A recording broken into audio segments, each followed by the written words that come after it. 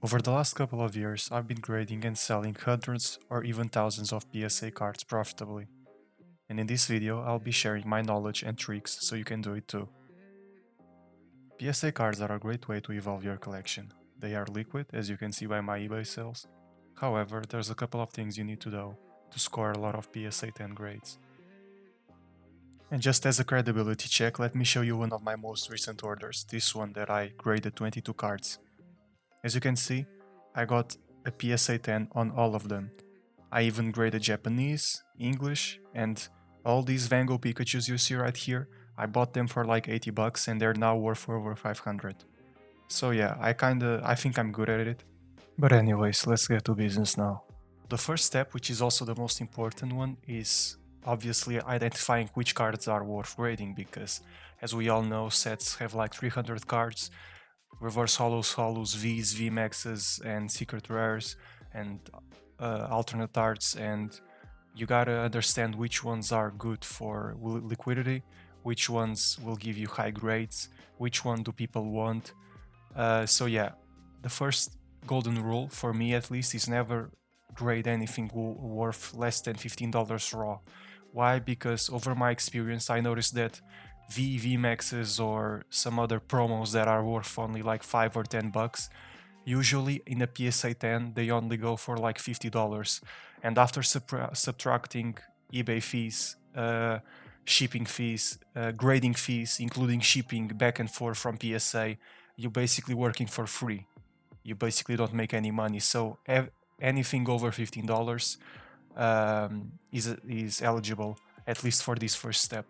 So for example, this Psyduck, which is 18 bucks, you can, if you get a PSA 10, it's worth over $100 right now. The second rule that I always like to make is always grade things that are easy to grade or moderate. For this, you can use this website called TCG Fish. Basically, here you search for your card, and here you see what's the difficulty of your card to grade. Or you can also use this one. So basically, 35% chance of a PSA 10.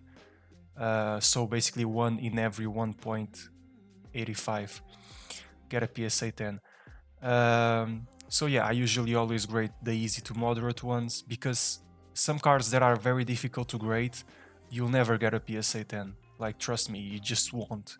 Especially if you buy them from eBay or TCG Player, people know what they're doing, you know? So if they're selling them, that's probably because they have some whitening that they might not show in the pictures or so on.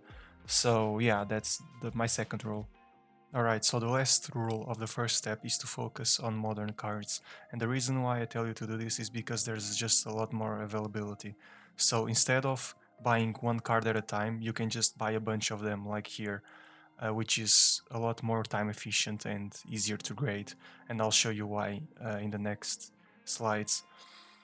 So the second step, which I'm not going to spend a lot of time because there's a lot of guides already, is to pre-grade and sell the bad ones and submit the PSA 10 candidates.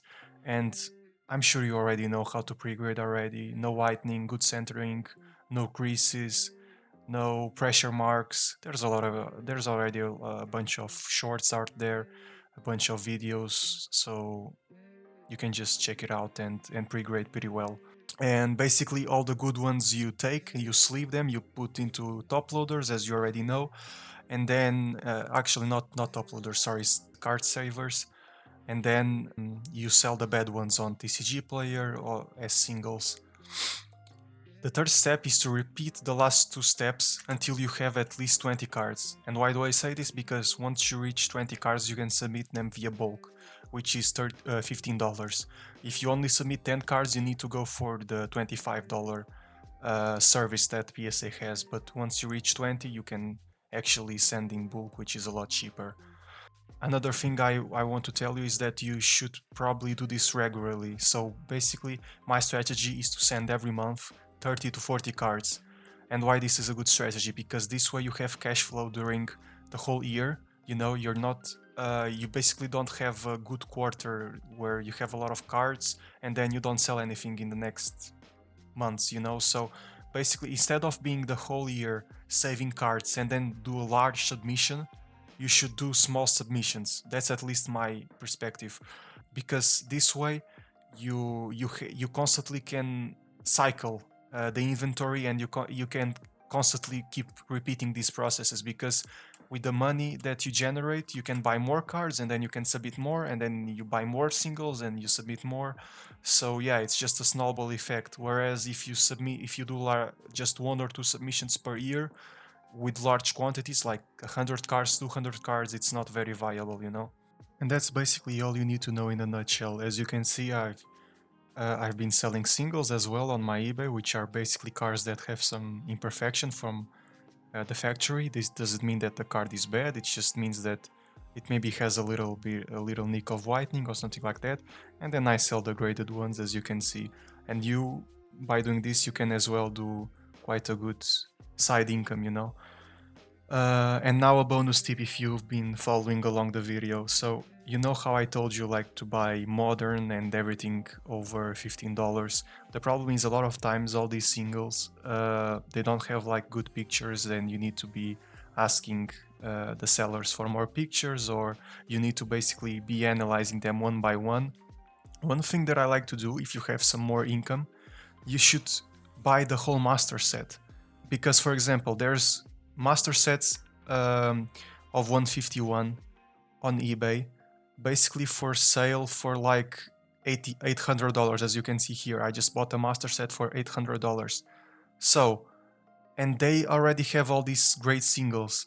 And just look at this, 151 right now has all these cards that are worth grading. They are all over $15. You see? All of these ones. There's like 20 here. So instead of buying them individually, you know, I just buy the whole master set for cheaper, because a master set is worth $1,200, but I buy it for 800. I negotiated with him, that's why I got it for cheaper. But anyways, so, and all you do is you sell all the crappy stuff, all the singles, and everything that's over 15 bucks, you basically submit if they're PSA 10 condition, you know. So you get cards for very cheap, and if you get PSA 10s, you're just making mad profit, you know. So yeah, that's the bonus I had for you guys. Let me know what you think, and I'll see you next time.